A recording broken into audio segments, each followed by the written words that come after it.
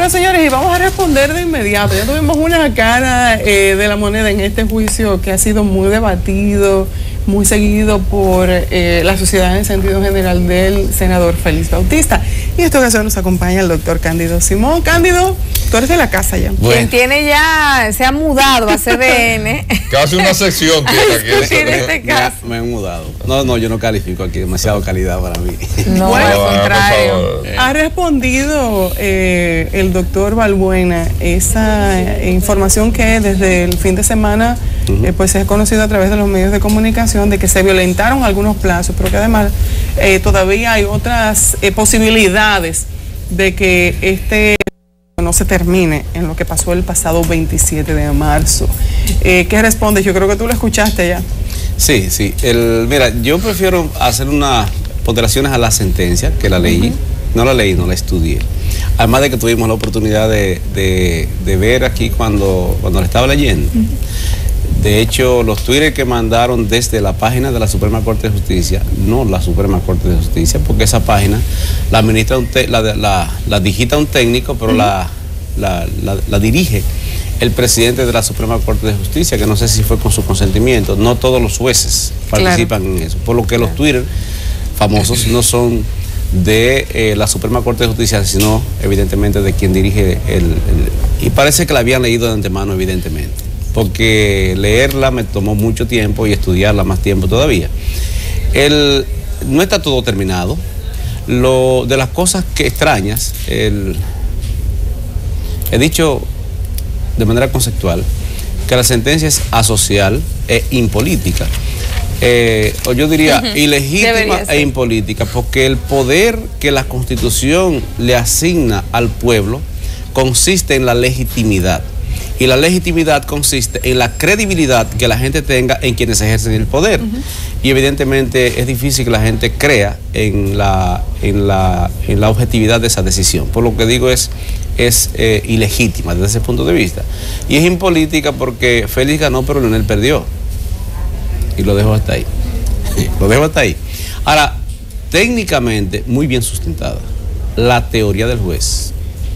La teoría del juez. Y nos hablaba el abogado de la defensa de tres aspectos fundamentales en los que se prácticamente destruía la posición del Ministerio Público. Él hablaba de la manera en que se violentó el secreto bancario, de cómo se utilizó una especie de manipulación de nombres para obtener información de Félix Bautista, y hablaba de insuficiencia de pruebas. ¿Cómo respondería usted, que ha analizado también la sentencia? El archivo definitivo, y que el archivo definitivo, exacto, de hecho, la no posibilitaba. Vamos a ver. Partiendo de ahí no se podía juzgar dos veces. Vamos a verlo de este modo. Mira, el derecho es de tesis, razón por la cual digo, en la teoría del juez, o en la tesis del juez, desde ese punto de vista bien sustentada, que es la tesis de Pedro. Por cierto, dentro de los abogados, el único que fue juez. Porque hay otro que es Bonelli, pero Bonelli estuvo más bien fungiendo con la... Y un juez que conoce muy bien el sistema. Pero Pedro fue un excelente juez. Sí. Además fue juez de la Corte de Puerto Plata, que conoce todas las materias, sí, laboral, civil, una de las dos cortes que excepcionalmente quedan con esa característica. De manera que tienen que estudiar todo y leer todo. Y cierto que la sentencia tiene muy buena redacción, y a redactar sentencias hay que aprender. Eso es un curso que se hace. Pedro estudió eso en Venezuela cuando lo designaron juez de la Corte de Santiago por primera vez. Se fue a Venezuela y duró 2 años estudiando argumentación y redacción de sentencias. Y excelente redacción tiene la sentencia esta. Lo dejo hasta ahí también. Está bien. Moscoso no tiene entrenamiento de redacción de sentencia. Por eso es que hay gente que anda diciendo que fue uno de los abogados de la defensa. No estoy diciendo que fuera Pedro. Lo que digo es que de todos los juristas que estaban en ese escenario, el que tiene más capacidad para redactar sentencias es él. Y porque se entrenó en eso. Y por otra parte, por lo ya cual... él se refirió a eso. Por lo cual, sí, y yo también. Por lo cual, insisto, las sentencias tienen muy buena redacción, muy buen contenido, muy bien sostenida la tesis del juez. Pero vamos arriba. Mira, ¿es cierto que el código prohíbe doble investigación? No. El código prohíbe doble persecución. ¿Fue perseguido Félix Bautista cuando Otoniel Bonilla hizo la investigación? No. ¿Qué es la persecución? O que te pidan una orden de arresto. ¿Pidió orden de arresto? ¿Lo arrestaron? No. Que te soliciten una medida de coerción, que te requieran un anticipo de prueba, por ejemplo, un testigo que podría correr el riesgo de morir o que se tiene que ir del país. Tú le pides al juez que antes de culminar la investigación lo reciba como testigo, reciba su testimonio, y entonces eso con las partes ese ahí. Archivo de Otoniel Bonilla no constituye ya. No tiene nada de eso. Eso es un anticipo de pruebas. ¿Qué es lo que dice el 95 del Código Procesal Penal, que Pedro estudió bastante, y el magistrado Moscoso? Dice que esos derechos del imputado se activan a partir de la solicitud de medida de coerción o un anticipo de prueba. Ese es un tema. El otro tema es que la Constitución prohíbe que te juzguen 2 veces por la misma causa. El Código es más amplio. Y se aplica el Código por virtud del principio de progresividad, que establece que la norma que más favorezca al imputado es la que se aplica, aunque sea de una categoría jurídica distinta. El Código es de una categoría jurídica menor que la Constitución, pero como garantiza más, se aplica el texto que dice: no se puede perseguir ni juzgar. La Constitución dice: no se puede juzgar 2 veces por la misma causa. El Código dice: no puede perseguir. ¿Una investigación implica persecución? No necesariamente. Se abre la investigación y dentro de la investigación usted puede perseguir, arresto, medida de coerción. Lo que el juez ha decidido es que sí lo constituye. Eso es, bueno, por eso dije la teoría del juez. Este código lo publicó la Suprema Corte de Justicia. Por eso lo traje, porque a veces uno se equivoca escribiendo. Oiga lo que dice. Usted verá que hay diferencia entre investigación y persecución. Y el juez dijo: hubo doble persecución. Yo digo: no hubo doble persecución, porque aquella vez no requirieron lo que esta vez sí requirieron, que fue medida de coerción, de prisión preventiva, que era incluso una exageración. Mira, dice el 9, no lo voy a leer textualmente, además es pequeñito, de ese código. Única persecución. Oiga, nadie puede ser perseguido, anoten la palabra perseguido, que es un concepto, no es una palabra. Perseguido, juzgado ni condenado 2 veces por la misma causa. Vamos a ver, por el mismo hecho. 17. Ustedes verán que hay diferencia entre persecución e investigación. Y lo que el código prohíbe es la doble persecución, no la doble investigación. Y él fue investigado 2 veces, pero no perseguido 2 veces. 17. Personalidad de la persecución. Nadie puede ser perseguido, investigado, si fuera lo mismo, no, el código no coge para allá, ni sometido ante el juez, evidentemente, a medidas de coerción, sino por el hecho personal, etcétera, etcétera. Es decir, las distingue. El legislador, ese mismo legislador, es un principio fundamental, del 1 al 28 son principios fundamentales, son la guía del código, la guía del código. Y el 90 establece diferencia. Y el 95 de este código que publicó la Suprema Corte de Justicia, por eso traje esta edición, para que estamos en estos medios, no es bueno andar con código y cosas, pero el derecho, todo imputado, es decir, usted es sospechoso mientras lo investigan, pasa a ser imputado a partir de que se solicita una medida de coerción. Hay diferencia. Si los derechos como imputado se activan a partir de qué? 95. Desde que se solicite la aplicación de una medida de coerción o la realización de un anticipo de prueba. Es decir, fíjese que dice derechos del imputado.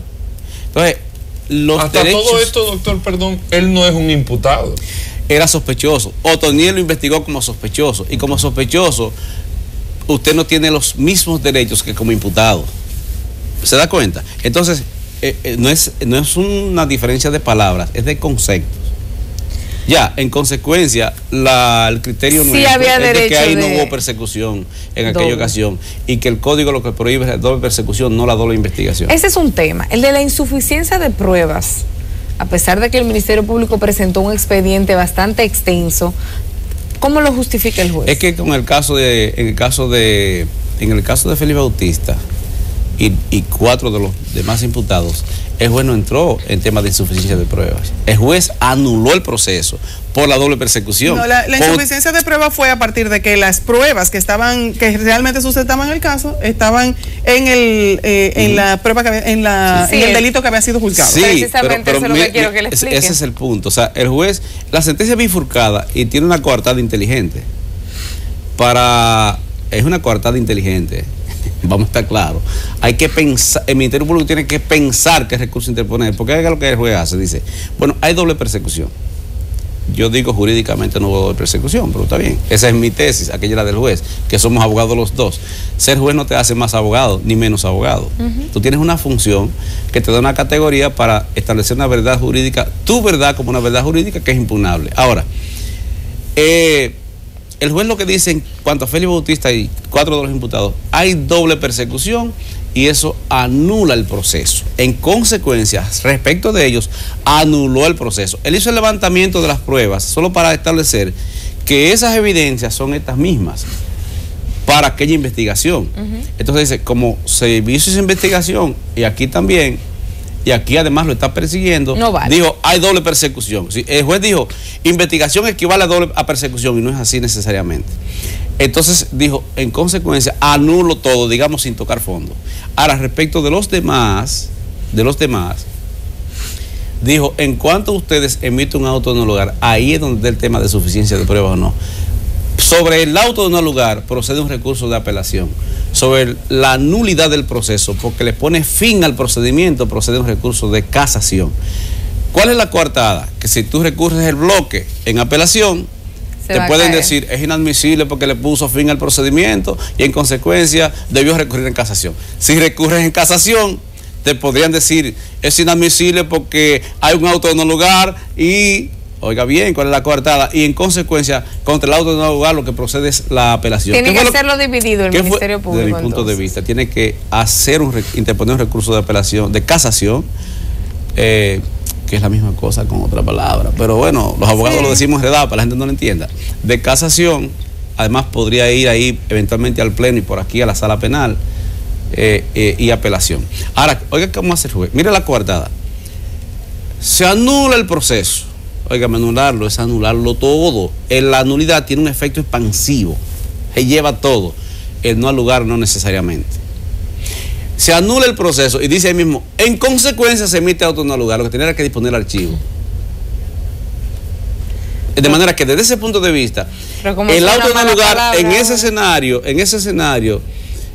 dicho auto no al lugar, cuando debió decir archivo, ya, digamos como inadmisión, una cosa así, aniquilamiento, dice auto no al lugar, la sentencia tiene una contradicción.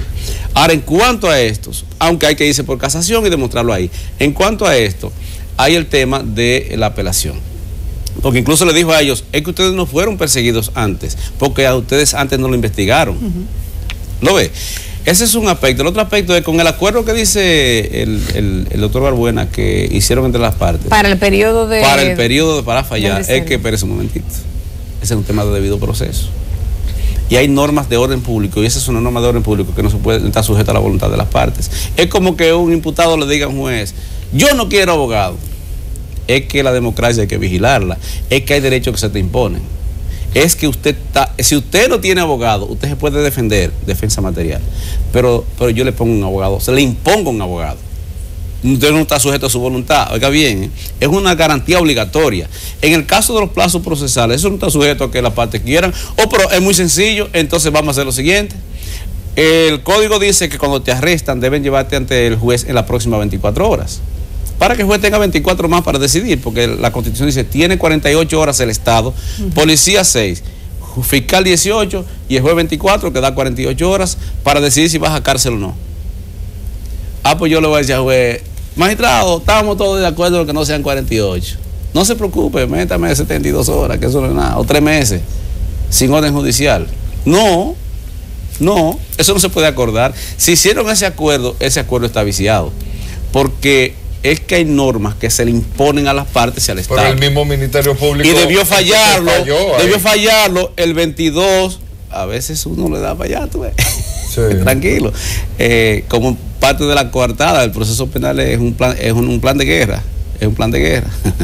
Mire, debió fallarlo. Si se reservó el 22 de febrero, como el plazo es un mes. 26, ¿verdad? Si se reservó el 26, hay una discusión de si fue el 26 o el 22, pero si fue el 26, como el plazo es un mes, se cuentan los días feriados, se incluyen. Si el plazo si es conforme por días, entonces podían pasar hasta los 27 días. En el caso de Nani Salazar contra Vincho hubo esa discusión, porque la Suprema se reservó el fallo, y esta es una regla aplicable a la Suprema Corte de Justicia en su conjunto, se reservó el fallo. En el caso de Nani Vincho, debió fallarlo en un mes y no lo hizo. Entonces, creo que el doctor Marino Vinicio Castillo se fue a un medio de comunicación y dijo, ya me acogieron mis recursos, porque si no falla en el tiempo la Suprema, se asume que el recurso, en aquel caso, se acepta como válida la argumentación y la propuesta de quien recurrió, si no falla en ese tiempo, salvo que perjudique al imputado. Entonces, Vincho dijo, bueno, ya se anuló la sentencia porque no me fallaron el mes, y la Suprema lo que hizo fue que hizo un escarceo y dijo, no, que un mes equivale a 30 y no incluye los días feriados, y le dio, creo que en 42 días falló.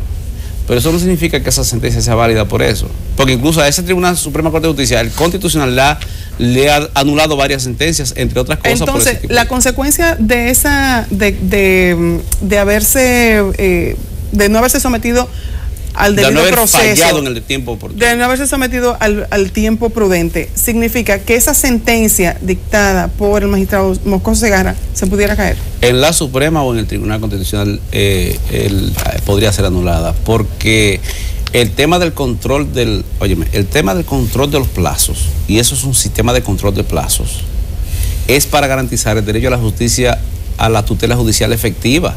Eso es constitucional. Es una herramienta para llegar a un objetivo que se llama tutela judicial efectiva. Es para que el juez en tiempo razonable y efectivo, para que el juez en tiempo razonable no pierda detalles. Doctor, y dicte la sentencia justa, la sentencia adecuada. O sea, eso es una garantía procesal de un derecho fundamental que se llama plazo razonable y tutela judicial efectiva.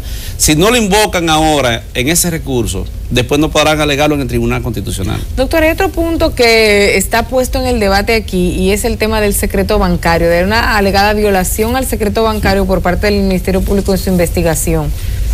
¿Qué entiende usted después de haber estudiado la sentencia? Mire, le voy a decir lo siguiente.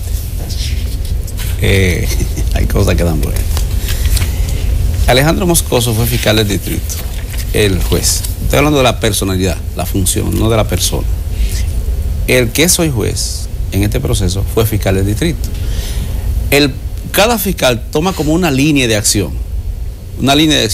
Jenny Berenice le marchó al tema corrupción como tema central, Guillermo Moreno al tema corrupción en aquella ocasión, José Manuel Hernández al tema de violencia de género. Moscoso le marchó al tema de lavado de activos. ¿Por qué? Posiblemente porque él fue, y esto no es posiblemente asumió esa línea, porque él fue de los redactores de la ley 7202 en el año 2002. ¿Qué es la ley? Que instaura el lavado de activos. Él, tengo entendido que Félix Olivares y Olivos Rodríguez fueron como los consultores que redactaron ese proyecto, el preproyecto. Lo presenta Darío Gómez, senador que mataron después.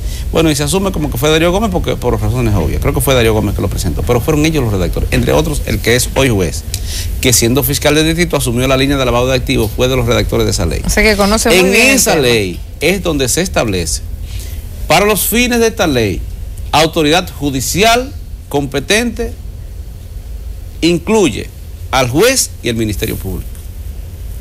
Y para requerir romper con el velo bancario, se requiere una orden judicial, o la ley dice que el fiscal no tiene que hacerlo porque él es el Ministerio Público. O sea, si la ley que él redactó equipara la función para los fines de lavado de activos, la función del juez con la función del fiscal, entonces me resulta dificilísimo que hoy él no entienda lo que hacía cuando era fiscal del distrito, avalándose en una ley que él mismo redactó. Esa discusión se dio como precedente en el caso Baninter.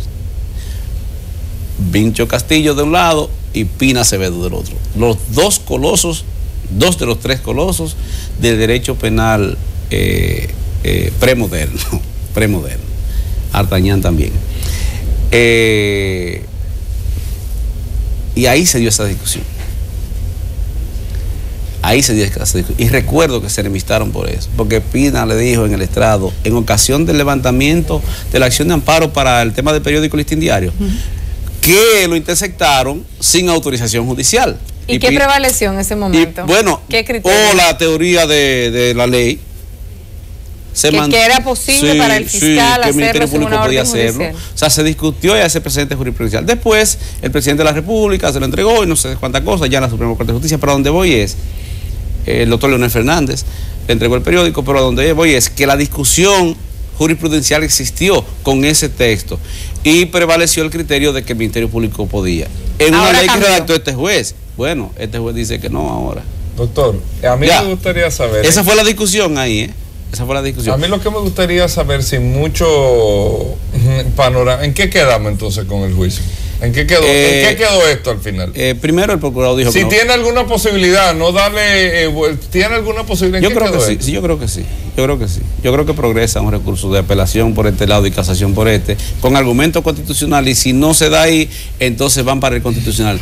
Bueno, pero ¿qué va a pasar en la Suprema desde el punto de vista político? Yo no voy a entrar en ese escenario porque no es el mío. Ahora la Suprema para conocer esto. Yo digo que el presidente de la Suprema Corte de Justicia tiene que reaccionarle a esos Twitter, porque eso implicaría un cambio jurisprudencial tangencial. Significaría que ya los jueces no hablan por sentencia, sino por Twitter. Ya. Algo en lo que él ha insistido bastante. Que ya sea, pero además, eso es peligroso. Es que si no reaccionan, se le va a generar una crisis adentro y fuera, porque ellos no quieren que los demás jueces hablen.